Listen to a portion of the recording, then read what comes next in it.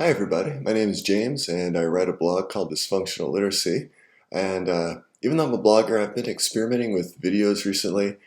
And in a couple of videos, I've made a few slightly negative comments about Stephen King's writing. And I know he doesn't care. He's written so many best-selling books, and a lot of them are actually pretty good.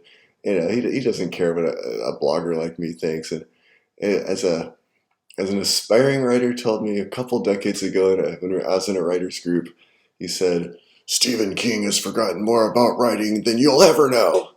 And yeah, I know that's true. But I want to make a positive video about Stephen King and thank him for something that he did for me, and he isn't even aware of it. This happened a few years ago, and I wrote a blog post about it, but now I want to thank him in a video too. And it's a sincere thank you. It's not a trick. It's not sarcastic. It's like, well, thank you very much. It's not like that. So here's a story about Stephen King that Stephen King doesn't even know about. Or is it that even Stephen King doesn't know about? Well, anyways, here's the story. A few years ago, a friend of my wife came over unannounced with their family.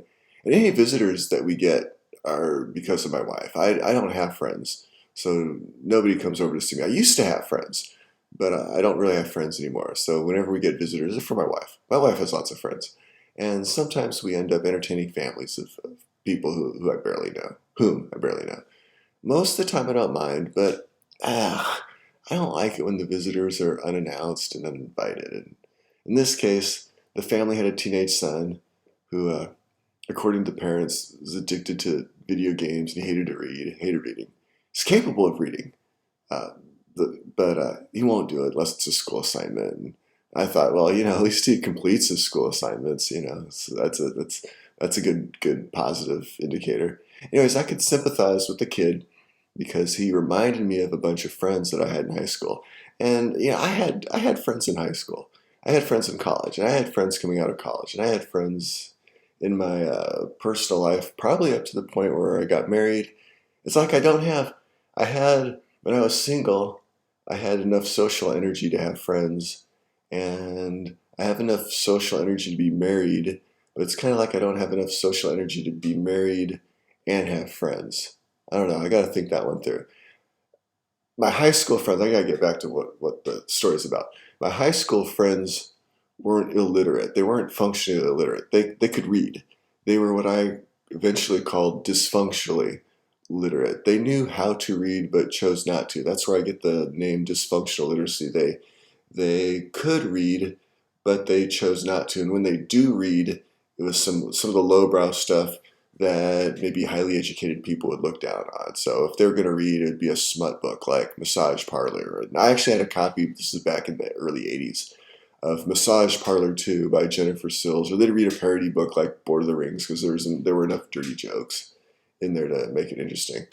So if my high school friends had internet and cell phones, back then they would not have even read those books. With the internet, teenage boys who are dysfunctionally literate, they don't need to read smut books anymore because I don't need to talk about that.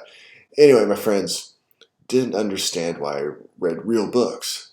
Back then, I read the classics. I read best-selling novels. I read a lot. My friends didn't get it. From their points of view, they had better things to do, like hang out or play video games or drink, smoke, chase girls. To them, I was wasting my time reading because it kept me from doing all those other things that were fun to them. So they'd say, dude, why do you waste so much time reading books? And I'm not sure if they actually said the word dude, but I kind of remember it that way. Maybe dude wasn't really a thing then until maybe the mid 1980s, and a lot of this was happening in the early 1980s, so I might have a fake memory about dude.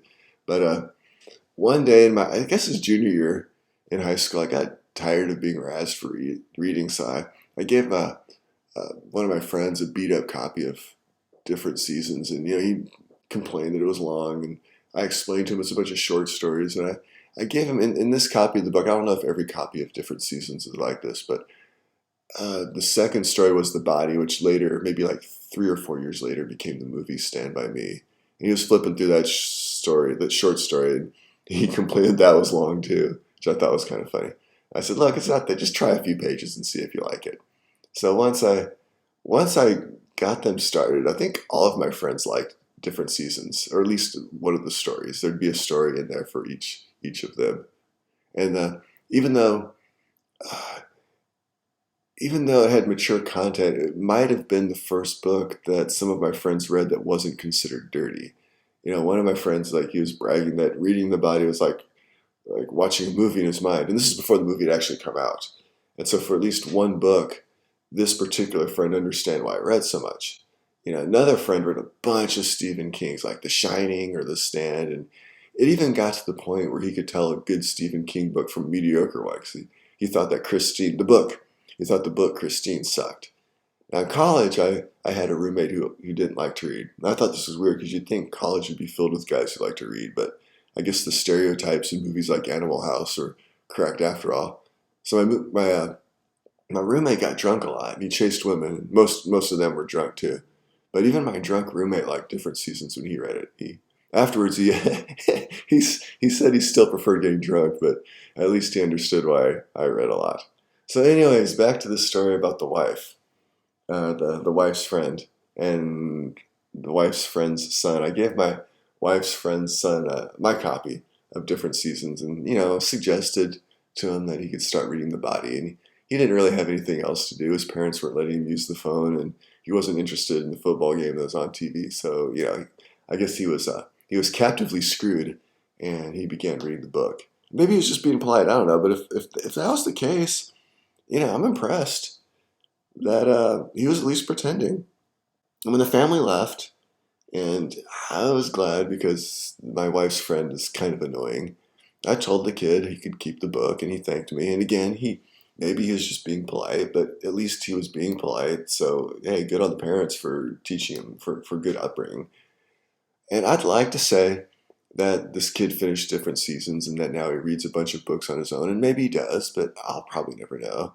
But what I do know is that my wife's friend complained to my wife a few days later that the book that I gave him at different seasons had a bunch of stuff that was inappropriate for a kid her son's age. Just kids in high school, right?